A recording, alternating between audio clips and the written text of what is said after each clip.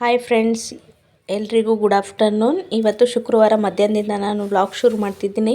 ಹಾಗೆ ಎಲ್ಲರೂ ಹೇಗಿದ್ದೀರಾ, ಚೆನ್ನಾಗಿದ್ದೀರಾ ಅಂತ ಭಾವಿಸ್ತಾ ನಾನು ಕೂಡ ಚೆನ್ನಾಗಿದ್ದೀನಿ. ಇವತ್ತಿನ ವ್ಲಾಗು ಶುರು ಮಾಡ್ತಾಯಿದ್ದೀನಿ. ಬನ್ನಿ. ಏನಪ್ಪ ಅಂತಂದರೆ, ನಾನು ಮಂಡ್ಯ ಸೈಡಲ್ಲಿರೋಂಥ ನನ್ನ ನಾದಿನಿ ಮನೆಗೆ ಹೋಗಿದ್ದೆ.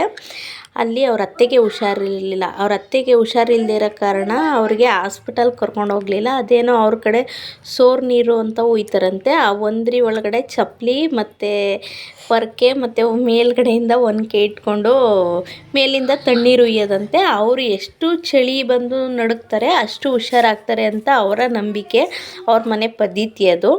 ಸೊ ಅದಕ್ಕೆ ಅವ್ರ ಅತ್ತೆಗೆ ಆ ಥರ ಉಯ್ತವ್ರೆ.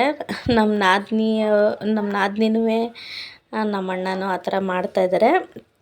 ಇಲ್ಲಿನ ಅವ್ರ ಪದ್ಧತಿ ಏನು ಅಂತ ನನಗೂ ಗೊತ್ತಿಲ್ಲ. ನಾನು ಇದೇ ಫಸ್ಟ್ ನೋಡ್ತಾ ಇರೋದು. ಅವ್ರಿಗೆ ಕ್ಯೂರ್ ಆಗ್ತಾರಂತೆ. ಹಾಗೆ ಮಧ್ಯಾಹ್ನ 3 ಗಂಟೆಯಲ್ಲಿ ಹಂದಿ ತಗೊಂಬಂದಿದ್ರು ಮಾಡೋದಕ್ಕೆ ಅಂತ. ಹಂದಿ ಮಟನ್ ಮಾಡ್ತಾಯಿದ್ದಾರೆ. ಹಾಗೆ ಅದು ಹಂದಿ ಬೋಟಿ ಕೂಡ ಹೇಗೆ ಕ್ಲೀನ್ ಮಾಡ್ತಾಯಿದ್ದಾರೆ ಅಂದರೆ, ನೀಟಾಗಿ ಅದನ್ನು ಸ್ವಲ್ಪ ಬೇಯಿಸ್ಕೊಂಡು ಕಟ್ ಮಾಡಿ ಮತ್ತು ಸುಣ್ಣ ಹಾಕಿ ಅದನ್ನು ನೀಟಾಗಿ ಕಲಸಿ ಒಂದು ಸ್ವಲ್ಪ ಬೇಯಿಸಿ ಅದರದ್ದೆಲ್ಲ ಗಲೀಜೆಲ್ಲ ಜಾಲಿಸಿ ತೆಗೆದು ಅದಾದಮೇಲೆ ಅದನ್ನು ಮಸಾಲೆ ಹಾಕಿ ಫ್ರೈ ಮಾಡ್ತಾರೆ. ನೋಡಿ, ಈಗ ಆ ಬೋಟಿನೆಲ್ಲ ಕಟ್ ಮಾಡಿದ್ದಾಗಿದೆ. ಈಗ ಫ್ರೆಶ್ ನೀರು ಹಾಕ್ಕೊಂಡು ಮತ್ತೆ ಸ್ವಲ್ಪ ಸುಣ್ಣ ಹಾಕಿ ಅದನ್ನು ನೀಟಾಗಿ ಈ ಥರ ಕಿವುಚ್ತಾ ಇದ್ದಾರೆ. ಅದರೊಳಗಡೆ ಇರೋ ಗಲೀಜೆಲ್ಲ ನೀಟಾಗಿ ಕ್ಲೀನ್ ಆಗಲಿ ಅಂತ.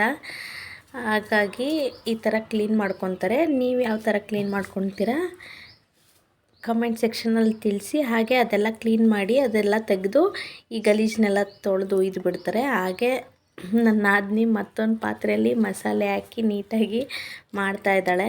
ಕರೆಂಟ್ ಹೊಟ್ಟೋಗ್ಬಿಟ್ಟಿತ್ತು. ಹಾಗೆ ಗದ್ದೆಯಲ್ಲಿ ಬಿಟ್ಕೊತಾರಲ್ಲ, ಯಾವುದು ತಲೆಗೆ ಹಾಕ್ಕೊತಾರಲ್ಲ ಬ್ಯಾಟ್ರಿ, ಅದನ್ನು ಹಾಕ್ಕೊಂಡು ಮಾಡ್ತಾಯಿದ್ದಾಳೆ. ನೋಡಿ, ಮಸಾಲೆ ಏನಪ್ಪ ಅಂತಂದರೆ ಮಾಮೂಲಿ ಈರುಳ್ಳಿ, ಹಸಿಮೆಣ್ಸಿನ್ಕಾಯಿ, ಮೆಣಸು, ಕೊತ್ತಂಬರಿ ಸೊಪ್ಪು, ಚಕ್ಕೆ, ಲವಂಗ, ಶುಂಠಿ, ಬೆಳ್ಳುಳ್ಳಿ, ಹಾಗೆ ಸ್ವಲ್ಪ ಕಾಯಿ ಇಷ್ಟನ್ನು ಹಾಕ್ಕೊಂಡು ಚೆನ್ನಾಗಿ ನೈಸಿಗೆ ಪೇಸ್ಟ್ ಮಾಡಿಕೊಂಡು ಮಾಂಸನ ಎಣ್ಣೆಯಲ್ಲಿ ಫ್ರೈ ಮಾಡಿ ಅದನ್ನು ಅದರೊಳಗಡೆ ಹಾಕಿದ್ರೆ ಆಗಿಬಿಡುತ್ತೆ ಅಷ್ಟೇ. ನೋಡಿ, ಇದು ಆಲ್ರೆಡಿ ಬೋಟಿಗೂ ಹಾಕ್ಬಿಟ್ಟಿದ್ದಾರೆ. ನಾನು ಇನ್ನೊಂದು ಕ್ಲಿಪ್ಪು ಮಿಸ್ ಆಗೋಗಿತ್ತು.